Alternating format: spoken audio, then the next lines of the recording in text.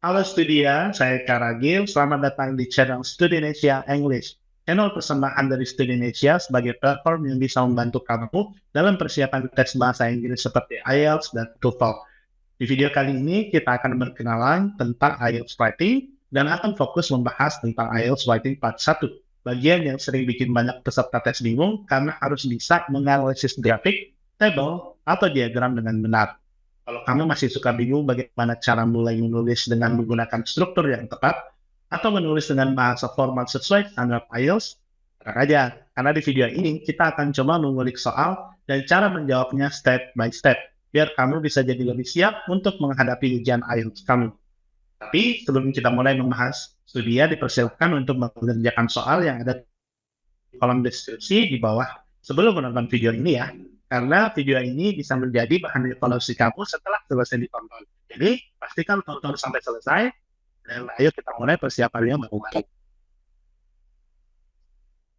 Oke, untuk IELTS itu sendiri, IELTS Writing merupakan salah satu bagian dari 4 bagian skill yang diteskan di dalam IELTS itu sendiri. Dimulai dari listening, lalu diikuti dengan reading, lalu diikuti dengan writing, dan diakhiri dengan speaking. Nah, untuk writing sendiri, dia merupakan bagian ketiga dan kita akan diberikan waktu 1 jam dalam mengerjakan 2 task. 2 task atau 2 bagian soal yang berbeda. Task pertama itu adalah report writing, yang kamu diharuskan untuk menuliskan minimal 150 kata menjadikan gambar yang diberikan sebagai acuan karena kamu disuruh atau diperintahkan untuk membuat report atau summary. Sedangkan untuk task kedua, kamu akan diberikan waktu 40 menit dan harus membuat essay minimal 250 kata sesuai dengan topik yang perlu untuk didiskusikan. Nah, untuk report writing atau membuat summary di task 1, kamu akan diberikan visual atau gambar yang berbentuk data. Apakah itu berbentuk grafik, apakah dia line graph, bar graph, atau pie chart, atau bisa saja berupa table, diagram, proses, atau bisa juga berbentuk peta. Tugas kamu yang pertama adalah kita harus tahu bagaimana cara membentuk overview atau tren utama dan pola besar yang disajikan di dalam gambar data. Lalu kita juga perlu untuk mencari dan belajar bagaimana mengkategorikan detail-detail pendukung yang berbentuk angka perbandingan dari data-data yang disebutkan atau digambarkan di dalam gambar yang diberikan. Lalu kita juga harus memperhatikan antara precision, transisi, antara kata-kata kita, bagaimana kita menyambung sebuah kata, kalimat dengan kalimat berikutnya, dan menyambungkan paragraf dengan paragraf yang berikutnya. Sedangkan di task kedua, kita akan diperintahkan untuk membuat essay dari topik yang perlu kita diskusikan. Topiknya bebas, bisa tentang apa saja. Maka dari itu kita harus bisa dan siap untuk menghadapi segala jenis soal dan segala jenis topik. Nah, untuk task kedua sendiri, kita akan diberikan prompt atau statement tentang isu akademik atau sosial. Lalu, tugas kita adalah menuliskan argumen atau mendiskusikan sesuai tipe soal yang diberikan.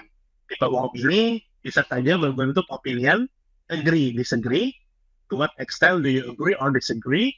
Bisa juga berbentuk discussion yang kamu dituntut untuk mendiskus dua opini yang mungkin bertentangan, lalu kamu juga bisa memberikan opini kamu. Bisa juga berbentuk soalnya problem dan solution, di mana kamu akan diminta untuk menjelaskan kira-kira permasalahannya seperti apa, lalu solusi untuk masalah tersebut apa.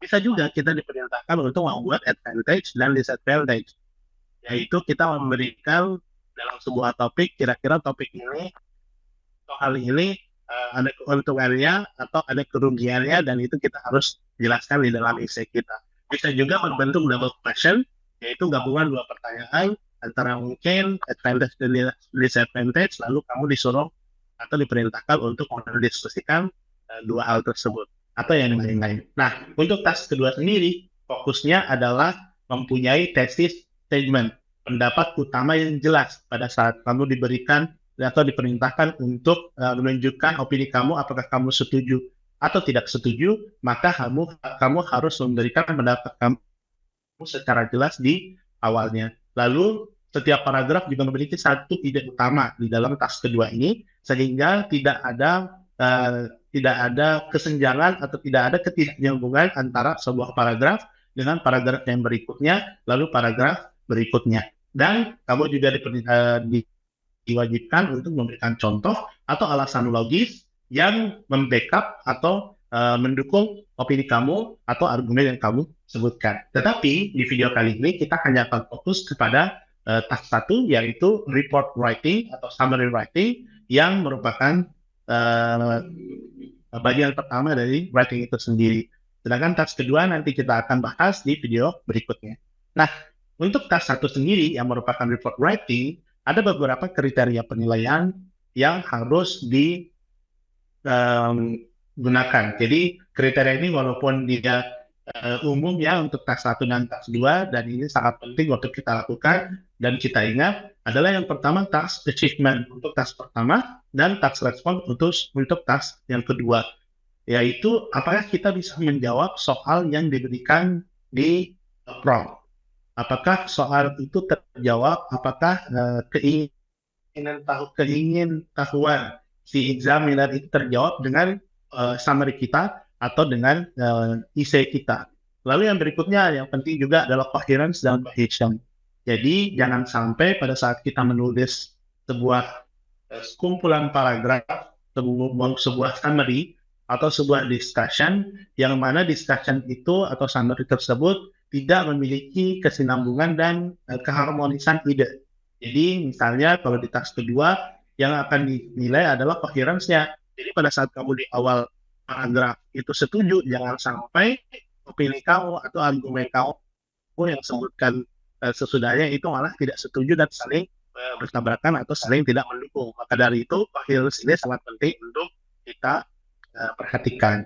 Lalu poin yang berikutnya adalah lexical resource. Nah, ini juga sangat penting karena ini akan menunjukkan level kita di dalam bahasa Inggris. Ingat, writing ini atau IELTS ini secara keseluruhan adalah bukan tes pinter-pinteran, tetapi ini adalah tes bahasa. Balik lagi, ini adalah tes bahasa. Maka dari itu sebenarnya examiner tidak ingin kita itu memberikan ide yang baru, yang novel, yang tidak pernah terpikirkan oleh siapapun. Tidak, yang diminta oleh mereka adalah bahasa yang enak dibaca, bisa dimengerti, dan juga dia itu nyambung. Nah, kalau pada saat kita diperintahkan atau diberikan tugas untuk membuat essay, tidak mungkin kita hanya menggunakan satu kata yang diulang-ulang. Maka dari itu lexical resource sangat penting. Kita perlu untuk memvariasikan kosakata kita. Habis itu kita juga perlu memvariasikan jenis kalimat kita. Lalu kita juga memvariasikan bagaimana kita menyambung antara satu kalimat dengan kalimat berikutnya, dan juga paragraf dengan paragraf berikutnya, agar tidak terjadi banyak pengulangan di kata-kata yang kita gunakan. Dan yang terakhir adalah grammatical range and accuracy. Grammar kita harus benar, dan kalimat juga bervariasi. Kita menggunakan kalimat simple, kompleks, dan juga fasih. Oke. Selanjutnya kita akan membahas tentang writing task 1. Jadi ingat ya, studia kita perlu untuk mengerjakan soal yang ada di kolom deskripsi di bawah sebelum kita melanjutkan video ini, gunanya untuk sebagai bahan evaluasi apakah ada perbedaan pada saat kita mencoba mengerjakan report ini atau summary ini sendiri dengan mengerjakannya sesudah kita mendapatkan arahan dan cara mengerjakannya sesuai cara mengerjakannya yang ideal. Kalau kamu sudah selesai mengerjakan soal di bawah, maka kita akan lanjut membahas tentang writing task 1. Oke, yang pertama adalah baca pertanyaannya dengan teliti. Pastikan kamu tahu apa yang diminta. Apakah menjelaskan tren, apakah dia untuk meminta perbandingan, apakah kamu disuruh menggambarkan tahapan proses, atau perbedaan yang ditunjukkan oleh dua peta. Jadi, jangan sampai kamu menjawab di luar konteks. Jika kamu belum diberikan gambar tertentu, maka fokus kepada gambar yang diberikan, fokus kepada data yang ditunjukkan di dalam gambar, dan tidak perlu menjawab di luar konteks dengan adanya opini-opini atau dengan adanya hal-hal yang tidak ditunjukkan di dalam gambar. Nah, berikutnya yang paling penting juga di dalam writing task 1 ini adalah bagaimana kita menuliskan overview. Overview merupakan ringkasan tab, tren, utama, dan pola besar. Kita bisa melihat sebuah gambar yang diberikan dan kita bisa tahu apa sebenarnya tren utama atau apa hal yang paling mencolok yang bisa kita lihat di dalam gambar tersebut. Lalu, overview ini kita kumpulkan, mungkin ada satu atau dua hal yang paling mencolok, yang paling bisa dijadikan sebagai garis utama. Lalu kita jelaskan dan tuliskan di paragraf kedua. Nanti kita akan belajar bagaimana susunan dari paragraf IELTS Writing Task 1 ini sendiri, dan overview ini tempatnya ada di paragraf kedua sesudah intro. Jadi di sini bisa kita lihat contoh dari overall yang baik adalah overall the percentage of internet users increased significantly in all countries. Jadi dia menggambarkan bahwasanya penggunaan internet itu meningkat semuanya secara signifikan di semua negara. Nah, jadi nanti di sini pasti ada gambar yang menunjukkan bahwasanya semua negara itu menunjukkan kenaikan. Jadi akan ada diagram bata atau diagram garis, ada nama-nama negara dan gambarnya menunjukkan semuanya menunjukkan peningkatan. Itu adalah overview kita. Sedangkan lalu dilanjutkan dengan while the growth rate in developing nations was much faster than in developed ones. Lalu di gambar juga mungkin terlihat bahwa asalnya ternyata rata-rata pertumbuhan di negara-negara berkembang itu ternyata jauh lebih cepat daripada di negara-negara maju. Nah, ini juga bisa kita lihat dari gambar. Kita bisa lihat di sini bahwasanya di overall ini kita hanya menyebutkan garis besar dari gambar yang diberikan. Tidak ada detail, tidak ada angka, tidak ada hal-hal yang sangat spesifik dengan negara tertentu atau kenaikan yang disebutkan. Jadi benar-benar hanya garis besarnya saja. And then, yang berikutnya juga perlu kita perhatikan adalah pilih data yang penting. Sesudah kita menulis overview di paragraf kedua, kita akan masuk ke paragraf ketiga dan paragraf keempat yang berisi body, berisi detail dari dari angka-angka yang ditunjukkan di dalam gambar. Nah, detail ini akan disebutkan di paragraf ketiga dan paragraf keempat, tetapi dia harus tahu bahwasannya examiner tidak ingin ada data dump. Jadi, kita harus ingat bahwasannya waktu yang diberikan hanya 20 menit dan batas kata yang diberikan adalah minimal 150 kata. Jadi, pada saat kamu sudah mencapai 151 kata, 160 kata, 170 kata, kamu harus tahu kapan untuk stop. Nah, pada saat kita tidak mendapatkan gambar yang lumayan besar seperti graph line, jumlah datanya akan sangat banyak, jumlah aksis Y dan X juga akan sangat banyak. Pada saat kita ingin menuliskan semua data di dalam paragraf 3, paragraf 4, maka waktu yang diberikan tidak akan cukup, dan juga jumlah kata mungkin akan membengkak menjadi 300-400 kata, dan itu tidak diinginkan oleh examiner. Maka dari itu kita harus filter untuk memilih data yang penting. Nah, apa yang data yang penting harus kita fokuskan? Yang pertama adalah pilih yang naik atau turun. Trennya saja. Apa yang naik, apa yang turun, kita pilih hal tersebut saja. Jadi jangan semuanya. Cukup satu mewakili semua, atau sebutkan semua yang mengalami kenaikan atau penurunan, tetapi detail angkanya hanya sebutkan satu saja. Lalu kita juga mungkin perlu untuk fokus di perbandingan yang tertinggi dan terendah. Misal pada saat sebuah tahun data ini menyentuh angka tertinggi atau data ini menyentuh angka terendah, itu juga bagus untuk kita jadikan sebagai salah satu data yang perlu untuk di-highlight. Lalu juga terjadinya perubahan yang signifikan, yang tadinya paling sedikit tiba-tiba melonjak 3 kali lipat, 4 kali lipat, melebihi pertumbuhan benda-benda yang lain atau kategori yang lain, itu juga perlu kita fokuskan. Maka dari itu kita harus belajar bagaimana caranya memilih dan memilah apa yang harus kita tulis dan apa yang tidak perlu kita tuliskan. Begitu juga dengan kosakata kita. Kosakata yang kita gunakan di IELTS Writing ini harus bervariasi. Kita tidak boleh menuliskan summary dengan bahasa yang terus berulang-ulang. Maka dari itu kita usahakan untuk menghafalkan beberapa kosakata yang melambangkan sebuah kejadian, happening. Contoh misalnya untuk menggambarkan kenaikan, kita menghafalkan jangan hanya menghafalkan increase saja, tetapi mungkin tambahkan dengan kata rise, grow, climb, search, dan yang lain-lain. Begitu juga dengan turun, begitu juga dengan menggambarkan sebuah kestabilan atau data yang tetap, yang tidak berubah, lalu menggambarkan data yang naik turun, yang berfluktuasi, fluctuate, vary, clear, dan yang lain-lain. Maka dari itu kita harus memvariasikan. Jadi jangan sampai untuk menggambarkan kata naik, kita hanya tahu kata increase dan itu diulang 3, 4, 5 kali. Nah, itu merupakan sebuah kesalahan yang tidak menunjukkan variasi kita sebagai test taker. Lalu, hal yang berikutnya yang juga perlu untuk diingat ya, di dalam IELTS writing ini adalah kita harus mengikuti struktur yang ideal. Struktur ideal dari summary writing part 1 ini adalah paragraf. Paragraf pertama itu diisi dengan paraphrase. Jadi, pada saat kita diberikan gambar, gambar tersebut akan ditemani dengan sebuah soal atau prompt. Ya. Soal tersebut merupakan sebuah gambaran dari gambar yang disebutkan. Jadi, dia akan memperkenalkan gambar ini data apa. Diambil dari apa, tentang apa, mengukur apa, dan di tahun berapa sampai tahun berapa. Itu merupakan soal yang akan diberikan bersama dengan gambar.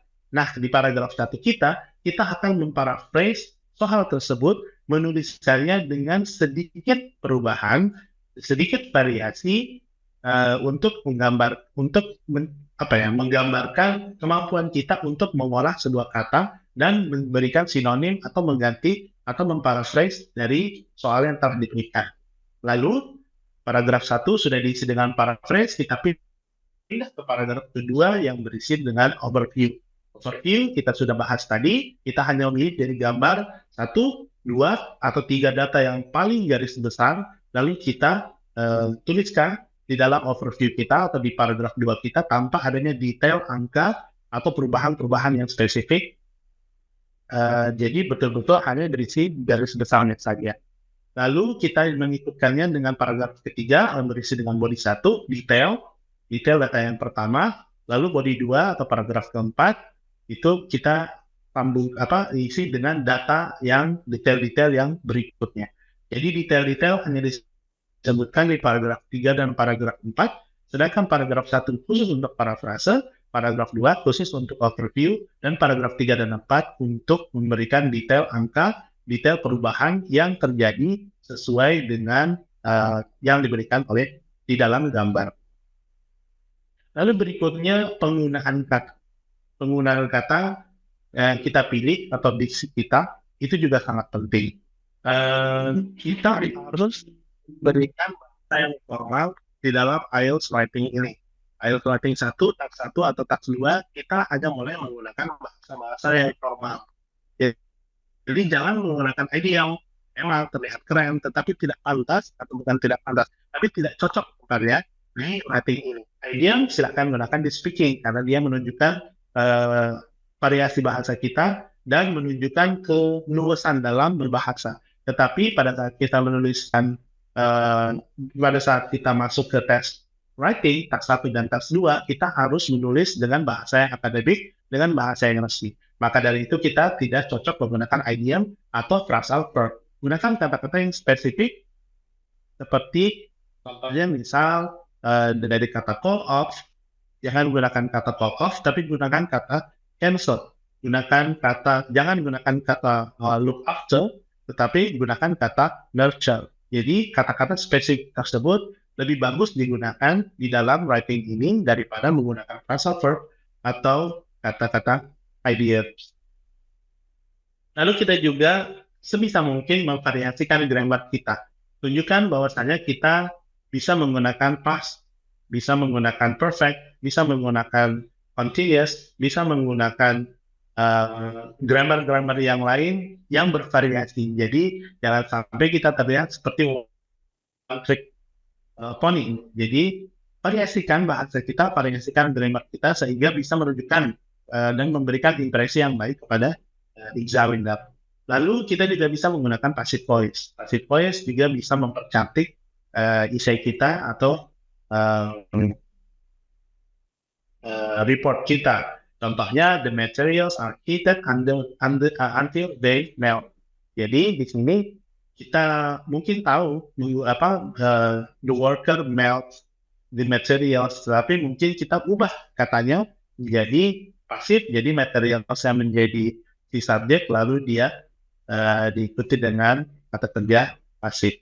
Lalu kita juga mungkin menggunakan kata-kata atau pengaturan seperti comparative, superlative untuk perbandingan, seperti higher atau lower, atau mungkin superlatifnya mungkin A had the largest proportion, atau A had the least amount of apa gitu ya. Jadi gunakanlah variasi-variasi grammar tersebut untuk memperindah report dan essay kita.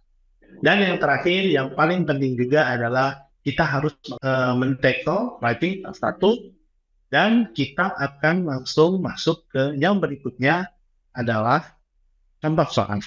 Jadi soalnya, sekali lagi saya ingatkan, soalnya sudah ada di deskripsi, silahkan kamu kerjakan dulu, sebelum kita lanjut dan memberikan contoh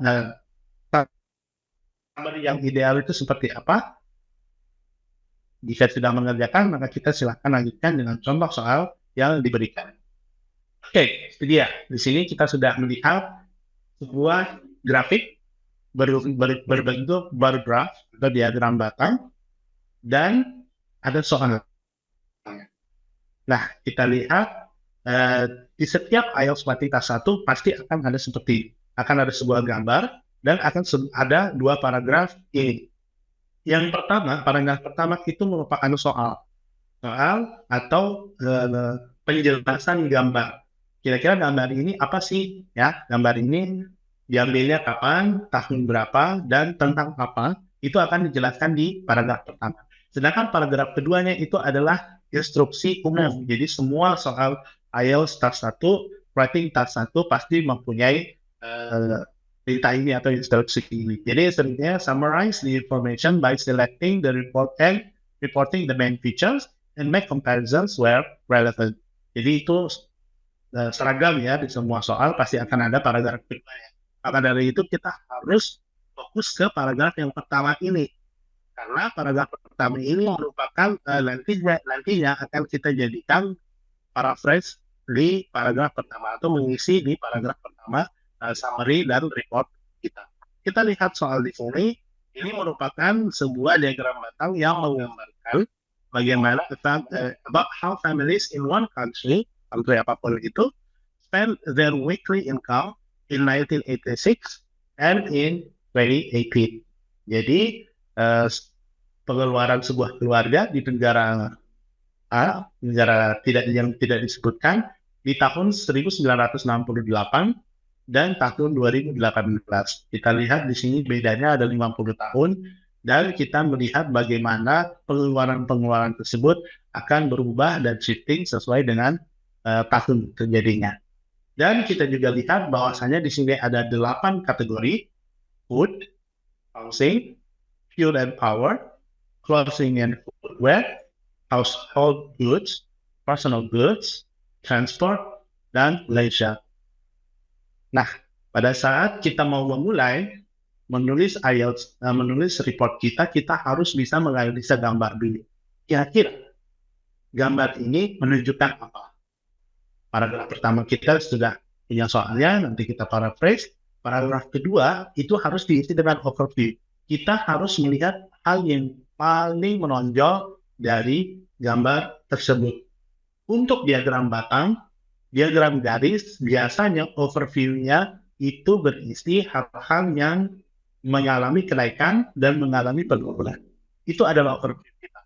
Maka dari itu, dari gambar ini kita harus mengkategorikan kira-kira yang naik apa, yang turun apa di 2 tahun tersebut.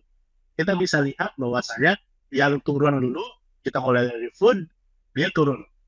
Lalu kemudian yang turun berikutnya adalah fuel and power, juga mengalami penurunan. Clothing and footwear juga mengalami penurunan. Lalu personal goods juga mengalami penurunan. Sedangkan ada beberapa kategori yang mengalami kenaikan, seperti housing, dia kenaikan. Lalu ada transport juga mengalami kenaikan. Lalu leisure juga mengalami kenaikan. Sedangkan di household goods dia noticeably seperti sama. Jadi tidak mengalami kenaikan, kalaupun ada kenaikan sangat sedikit, bahkan hampir tidak ada itu. Jadi di sini ada 3 hal.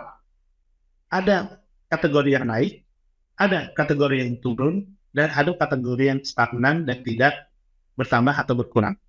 Itu adalah overview kita. Nah, dua, kita harus menggambarkan itu. Yang naik apa, yang turun apa, dan yang stabil apa. Lalu masuk ke paragraf ketiga dan paragraf keempat, baru kita jelaskan data-datanya.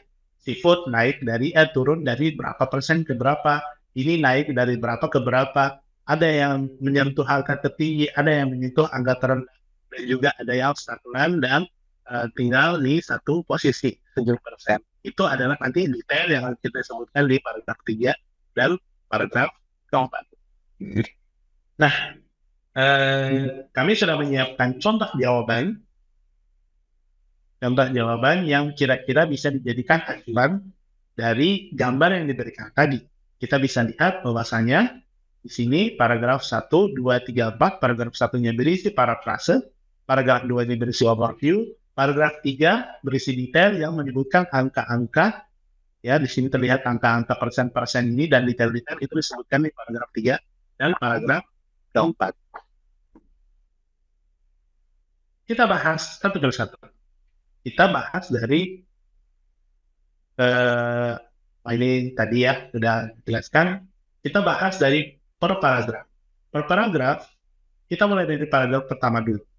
Paragraf pertama kita bisa lihat bahwasanya soalnya adalah the chart below gives information about how families in one country spent their weekly income in 1968 and in 2018. Hasil parafrase kita mengubah beberapa kata. Yang pertama, the bar chart, ya, the given bar chart itu merupakan parafrase dari the chart yang ada di soal. Di soal dia tidak memberikan kita jenis soalnya, jenis gambarnya apa, tapi hasil parafrase ya kita menyebutkan jenis chart yang ditunjukkan. Kalau itu bar chart, maka sebutkan bar chart. Kalau itu line graph, maka sebutkan line graph. Kalau misalnya dia itu peta, maka sebutkan peta. Dan yang selanjutnya, nah, kalau di sini lihat di soalnya chartnya tidak disebutkan, mau disebutkan chart saja, maka di sini kita gunakan bar chart atau bar graph. Bar graph. Lalu give information. Di soal ada kata give information. Di paragraf kita yang kita tuliskan, kita memparaphrase kata give information itu menjadi illustrate. Bisa kita lihat di table yang diberikan. Di situ ada introductory word, ada types of visual, dan ada verb yang menunjukkan kata-kata yang bisa kata-kata penggambaran, kata kerja penggambaran. Jadi dari kolom ini atau dari table ini kita bisa lihat bahwasanya kita bisa memulainya dengan the given atau the shown. Habis itu kita ikutkan dengan types of visual, kalau misalnya dia bar graph atau line graph atau chart. Lalu verbnya juga bisa kita ganti. Jika di soal yang diberikan give information, maka kita bisa ganti dengan kata illustrate. Tapi jika di soalnya kata illustrate, maka bisa kita ganti dengan kata describes atau shows. Jadi tinggal diputar-putar saja, tergantung soalnya nanti gimana munculnya, maka parafrase kamu juga bisa mengikuti. Lalu kalimat berikutnya adalah the proportion of weekly income spent by families in a certain country in 1986 and 2018. Ini sama seperti soal. Jadi kalau misalnya kamu ada hal yang tidak bisa diganti, ya udah nggak apa-apa. Dijelaskan sama seperti itu juga tidak apa-apa. Yang penting ada perubahan sedikit. And then yang terakhir adalah across 8 different categories. Ini sebagai tambahan saja, dia tidak ada disebutkan di soal, tapi kita sebutkan sebagai tambahan untuk menunjukkan variasi. Jadi kita tahu bahwasanya di gambar ini ditunjukkan ada 8 kategori, maka silakan sebutkan 8 kategori tersebut di hasil parafrase kita. Ini ada sedikit catatan, tunjukkan sedikit effort untuk mengubah beberapa kata. Tetapi jangan sampai ini menyita waktu lebih dari 2 menit. Jadi benar-benar pikirkan apa yang ingin dituliskan di sini, tetapi jangan sampai menghabiskan brain power kamu terlalu banyak. Jadi sebisa mungkin yang brief, kalau misalnya tidak bisa terlalu mengganti, silahkan tuliskan ulang, cukup mengganti yang awal-awal saja. Jenis visualnya apa, lalu kata kerjanya silahkan diganti, atau tambahkan tambahan-tambahan penjelasan seperti different categories dan selanjutnya. Jadi nanti mengikuti gimana lah soalnya munculnya seperti apa, kamu pintar-pintarnya gimana mengakali soal tersebut. Nah, selesai dari paragraf pertama, kita pindah ke paragraf kedua. Paragraf kedua diisi, seperti kita bilang, diisi dengan overview.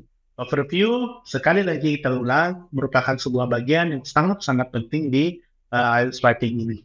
Bahkan bisa dibilang, kalau misalnya dipilih paragraf 1 sampai 4, apa yang paling penting? Pasti overview yang paling penting. Jadi pada saat kita mengerjakan, usahakan membuat overview yang benar-benar well thought, ya. Jadi benar-benar dipikirin dengan baik, dikategorikan dengan baik. Habis itu maksudnya memberikan garis besar, menggambarkan gambar dengan garis besar dengan baik. Jadi tidak perlu menyebutkan detail, angka, atau hal-hal yang spesifik di overview ini, cukup sebutkan hal yang paling garis besar. Bisa dilihat dari contoh yang diberikan ini, kita sudah katakan tadi bahwasanya jika gambar yang diberikan adalah bar graph atau line graph, biasanya kita akan fokus ke hal-hal yang naik dan fokus ke hal-hal yang turun. Atau jika ada anomali atau sesuatu yang stabil, tidak ada pergerakan atau penambahan dan pengurangan data, maka itu juga bisa kita sebutkan. Di sini kita sebutkan overview-nya adalah overall, it can be seen that spending on housing, leisure, and transport increased significantly over the 50-year period, whereas expenditure on food, clothing, and footwear, fuel and power, as well as personal goods declined. Meanwhile, household goods remained stable with a barely noticeable change. Di sini kita bisa jadi bagi di 3, sebutkan kategori yang naik dulu, lalu kita sebutkan kategori yang turun, lalu kita sebutkan kategori yang steady, stagnan. Nah, paragraf kedua ini dalam diagram yang memiliki data angka seperti contoh soal, kita harus lagi-lagi mengenali pola. Latihanlah mengkategorikan data berdasarkan kesamaan karakteristik. Jadi jika yang naik, samakan dengan yang naik. Jika ada yang turun, samakan dengan yang turun. Contoh isi yang diberikan mengkategorikan sesuai dengan kenaikan, penurunan, serta kestabilan. Oke, bagaimana kalau gambarnya peta? Gambarnya peta ya kita hanya fokus ke yang berubah-berubah saja. Ya, kita misalnya yang tadinya ruangan ini ada banyak kenaikan perubahan ruangan atau perubahan bangunan baru, kita sebutkan ada banyak bangunan baru yang dibangun. Tanpa harus detailnya bangunan apa itu atau ruangan apa itu. Habis itu mungkin kita bisa menambahkan hal-hal yang hilang. Jadi ada yang baru dibangun dan ada beberapa bangunan yang dihilangkan. Itu juga bisa kita sebutkan sebagai overview di soal yang berbentuk maps.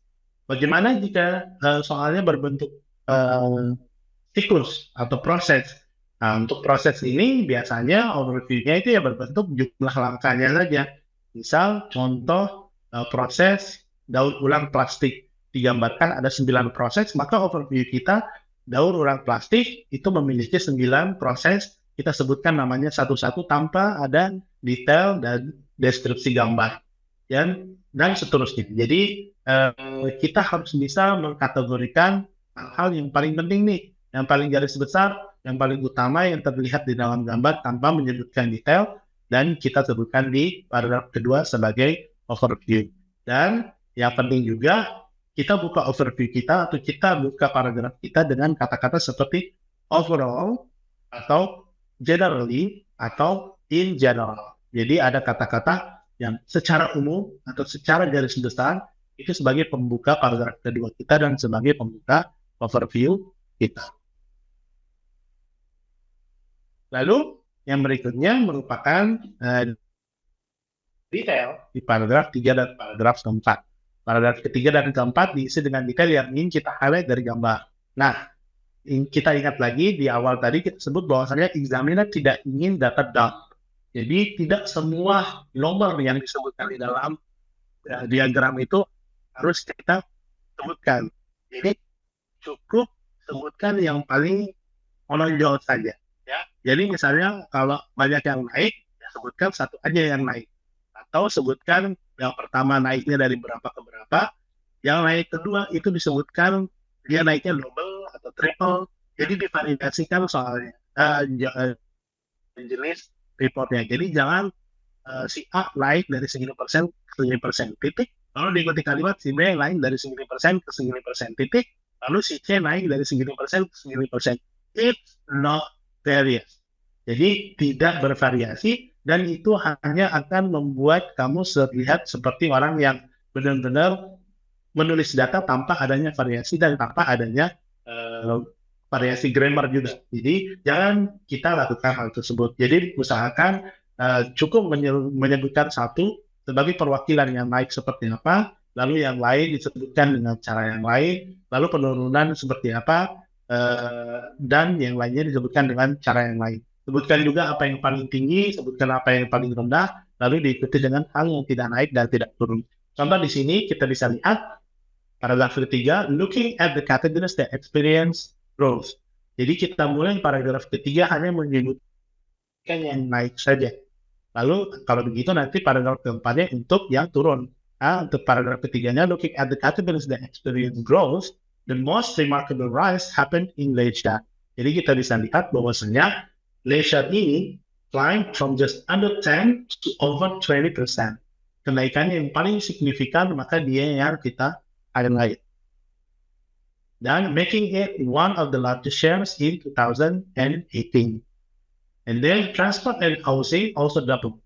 Ya, transport and housing kita sebutkan karena dia sama-sama hampir 2 kali lipat, kita gabungkan dalam satu kalimat. Transport and housing also doubled, rising from around 8% to almost reach 15%, and from 10 to nearly 20% in the same period respectively. Gunakan kata-kata seperti respectively untuk memberikan variasi juga. Jadi kalau ada kata-kata respectively, maka 8-15% itu mengikuti hal yang paling pertama disebutkan yaitu transport, sedangkan 10-20% itu mengacu kepada hal kedua yang disebutkan yaitu housing. Selesai dari hal-hal yang sudah mengalami kenaikan, kita pindah ke paragraf berikutnya yang merupakan contrasting. Nah, karena itu dia kebalikan dari kenaikan, karena kita akan membahas penurunan, maka kita sebutkan hal-hal atau kata sambung yang membuka paragraf ini dengan sesuatu yang kontras. In contrast, atau bisa on the other hand. And there were noticeable declines in other categories. Ada penurunan di kategori yang lain. Food, which was the largest proportion in 1988, and about 35, fell dramatically to under 20%. Food, karena dia turunnya yang paling drastis, ya kita sebutkan sebagai highlight. Dia turun yang tadinya paling gede, proporsinya sekarang turun jadi dari 35% sampai turun ke di bawah 20%. Clothing and footwear decreased by half, jadi dia turun setengah. While fuel and power had a modest reduction, karena sedikit, jadi modest reduction itu karena memang turunnya sedikit. Along with personal goods, ya, karena dia ada kesamaan dengan personal goods, fuel dan power ini, both went down to less than 5%, sama-sama turun di bawah 5%, maka kita gabungkan di dalam satu kalimat kompleks. However, tapi household goods is the only spending that remains stable at around 8% throughout the period. Jadi selama period yang diberikan 50 tahun tersebut, ternyata household itu tidak mengalami perubahan. Nah, di sini paragraf 3 dan paragraf 4 berisi detail dari overview yang disebutkan di paragraf kedua. Paragraf keduanya kita sebutkan ada yang naik, ada yang turun, ada yang stabil. Maka paragraf ketiganya yang mengikuti itu, yang naik apa, yang turun apa, lalu yang stabil apa. Dan ada beberapa hal ya yang perlu kita highlight jika data naik, apakah naiknya perlahan, drastis, terus naik tanpa ada penurunan, dan sebutkan angka. Atau jika ada data yang turun, turunannya apakah perlahan atau drastis atau signifikan, lalu turunnya itu ada kenaikan atau tidak, dan sebutkan angka. Lalu berikutnya, jika ada data yang mengalami kenaikan maupun penurunan yang tidak berpola, jadi dia naik turun, kadang naik, kadang turun, ini biasanya di line graph ya. Kalau misalnya di bar graph memang datanya cuma 2. Lalu angka tertinggi atau terendah di sebuah kategori atau durasi tersebut, durasi tertentu. Jadi sebutkan apa yang paling tinggi ini, apa yang menyentuh angka tertinggi, apa yang menyentuh angka terendah. Lalu data anomali yang berbeda dari yang lain. Summary tidak perlu diberikan konklusi. Jadi task 1 ini sangat penting. Task 1 tidak perlu adanya konklusi di paragraf kelima. Jadi tidak perlu ada ringkasan lagi. Kenapa? Karena ringkasan tersebut sudah terwakili dengan adanya overview di paragraf kedua.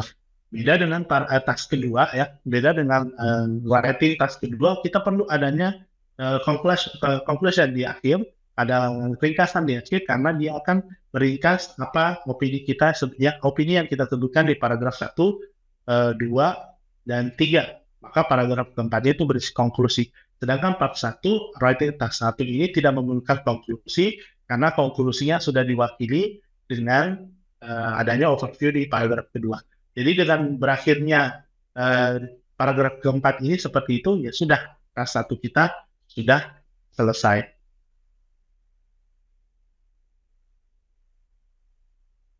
Oke, kesalahan umum pada saat kita masuk ke writing task 1. Banyak orang yang karena dia itu sudah bingung duluan, sudah panik duluan, dan karena posisi task ketiga ini atau writing ini dia ada di jam ketiga sesudah listening, writing, reading, lalu writing, maka biasanya otak kita tuh udah capek. Padahal kita juga udah capek, otak kita sudah lumayan terkuras dengan listening dan reading. Akhirnya apa? Kurang persiapan dan capek ini menyebabkan kita itu overthinking dengan writing. Maka kesalahan pertama yang paling umum dilakukan test takers adalah berpikirnya kejauhan. Jadi dia berusaha overcomplicate data yang sebenarnya sangat-sangat simpel. Jadi pada saat dia melihat soal, dia udah takut duluan, akhirnya dia berpikirnya kejauhan, akhirnya tidak bisa menuliskan apa-apa. Sederhanakan esai kamu. Esai yang dituliskan dengan benar, walaupun kata-katanya sederhana, itu jauh lebih bagus dan memiliki band tinggi daripada esai yang memaksakan kata-kata advance, C1, C2, tapi tidak pas dengan proporsinya. Atau kata-katanya tinggi-tinggi, tetapi idenya loncat-loncat. Jadi yang tadinya membahas ini, tiba-tiba paragraf berikutnya membahas hal yang lain. Tidak nyambung, tidak ada relation, coherence yang baik di antara paragraf-paragrafnya. Walaupun kata-katanya tinggi, grammarnya tinggi, tetapi kalau tidak nyambung, dia akan susah diberikan band yang tinggi. Jadi sederhanakan pola pikir kamu. Jadi jangan menganggap teks ini susah, dan jangan menganggap 150 kata itu susah, panjang. Tidak, 150 kata itu sangat pendek. Pada saat kamu diberikan data yang banyak, bahwa tantangannya ini apa, gimana caranya membuat data itu bisa terhimpun dalam 150 kata yang tidak terlalu panjang. Maka dari itu jangan anggap 150 kata itu panjang. Karena apa? Karena pada saat kamu menganggap teks ini susah, maka kamu akan berpikir kejauhan, dan berpikirnya itu jadi overcomplicate dan overthinking dengan data yang seharusnya simpel. Lalu berikutnya, jangan takut salah. Di IELTS writing tidak ada jawaban yang salah dan tidak ada jawaban yang benar. Selama kamu mengungkapkan semuanya dengan grammar yang benar, dengan bahasa yang baik, ya, maka itu sudah benar. Apakah di task 2, apakah di task 1, apalagi di task kedua ya, biasanya kamu disuruh setuju atau tidak setuju, ya, kamu akan overthinking, wah kalau saya tidak setuju, nanti saya disalahkan. No, tidak ada jawaban yang benar di dalam IELTS writing. Jadi jawaban yang benar adalah jawaban yang bisa diungkapkan dengan bahasa yang baik dan benar. Dan berikutnya, kesalahan yang umum berikutnya adalah menggunakan tense yang tidak sesuai dengan gambar yang diberikan. Nah, gambar-gambar pun berbeda. Grafik-grafik yang diujikan juga berbeda. Tenses yang digunakan juga pasti akan berbeda. Kita melihat contoh tadi, data yang diberikan adalah data di tahun 1968 dan 2018. Sedangkan kita mengambil tesnya di tahun 2024 atau 2025 misalnya. Maka itu semua ada di lampau. Maka kita harus menggunakan past tense atau perfect tense. Past tense sebenarnya. Kalau misalnya gambarnya itu siklus atau proses perkembangbiakan kata atau proses pendaur ulangan plastik, maka kita harus menggunakan simple present tense. Kenapa? Karena dia bersifat berulang-ulang. Maka dari itu, tenses yang kita gunakan harus sesuai dengan gambar yang diberikan. Oke, bagaimana dengan gambar yang datang, tetapi ada prediksi di masa depan? Itu juga kita harus menggunakan simple future tense. Walaupun ada masa yang di tahun misal dan data penjualan tahun 2000, 2010, 2020, lalu 2000 prediksi di tahun 2040. Maka tahun 2000 dan 2020 kita menggunakan past, sedangkan tahun 2040 kita harus menggunakan future. Jadi sesuai dengan data. Sesuai dengan data yang diberikan atau sesuai dengan gambar yang diberikan, tenses kita juga harus berubah. Lalu yang berikutnya, kesalahan yang berikutnya adalah mencampurkan antara ejaan British dan American di dalam satu essay. Oke. Apakah boleh menggunakan American English? Boleh. Apakah kita boleh menggunakan ejaan British? Boleh. Tetapi yang tidak boleh itu adalah kita menggabungkan. Jadi kita harus konsisten mengikuti satu ejaan saja. Ini merupakan ada table yang menunjukkan perbedaan antara pengejahan British dan pengejahan American. Bisa kamu pause, lalu kamu review. Jadi usahakan konsisten. Pada saat di awal, kamu menggunakan kata color yang ada O-nya, maka usahakan sampai ke bawah kamu menggunakan ejaan British. Jangan dicampurkan dengan ejaan American. Contoh kata organize yang menggunakan Z. Pada saat kamu sudah di awal menggunakan color yang OU, maka examiner akan menganggap kamu menggunakan British spelling. Dan jika ada kata berikutnya yang datang dengan Z di akhirnya organize, maka kata organize ini akan dihitung salah. Kenapa? Karena kamu tidak konsisten dan mencampur-adukkan antara dua spelling. Lalu yang berikutnya adalah kesalahan berikutnya adalah menggunakan kalimat yang tidak resmi seperti slang, phrasal verbs, dan idioms. Tidak tepat di writing ini. Gunakan hal-hal yang ini, walau selama dia sopan, gunakan di dalam speaking. Ya, sedangkan writing ini tepatnya untuk hal yang kata-kata yang akademik, yang resmi, yang spesifik arti. Lalu yang berikutnya adalah mengungkapkan opini. Ini merupakan sebuah kesalahan yang juga sangat-sangat banyak dilakukan orang di tahap 1. Jadi pada saat kita diberikan data tadi, penggunaan makanan atau pengeluaran kita untuk makanan dan makanan turun, tapi perumahan dan leisure atau jalan-jalannya kita, healingnya, pengeluaran healing itu meningkat, lalu transport juga meningkat. Kita tidak ditanyakan tentang opini kita. Kenapa healing itu meningkat? Kenapa transport itu meningkat pengeluarannya? Tidak ada tempat untuk opini di dalam tahap 1. Jadi benar-benar fokus ke data yang diberikan. Dia naik, sebutkan naik. Dia turun, sebutkan turun. Tidak perlu memikirkan, oh dia turun kenapa ya? Oh dia naik kenapa ya? Oh dia stable kenapa ya? Oh yang ini kenapa ya? Sebab-sebabnya seperti itu tidak perlu kamu pikirkan, kan itu bisa membawa waktu. Kenapa? Karena di tahap 1 ini tidak ada tempat untuk opini. Opini kamu silakan simpan untuk tahap kedua. Lalu kesalahan yang berikutnya juga yang sangat lumayan sering dilakukan adalah memastikan angka yang tidak spesifik disebutkan di dalam data. Jadi misalnya ada bar graf tadi, ya kamu lihat bar grafnya ada garis 10%, ada garis 15%, ada garis 20%. Pada saat diagram batang sebuah barang itu tidak menyentuh 15, tetapi tidak disebutkan garis-garisnya ini 13 atau 14 atau 12,5, maka kamu juga tidak boleh memastikan, oh ini dikit lagi 15, oh ini 14 lagi. No. Jangan sebutkan seperti itu jika tidak dispesifikkan di dalam data atau gambar. Sebutkan kata-kata perkiraan, contoh around, approximately, dan yang lain-lain.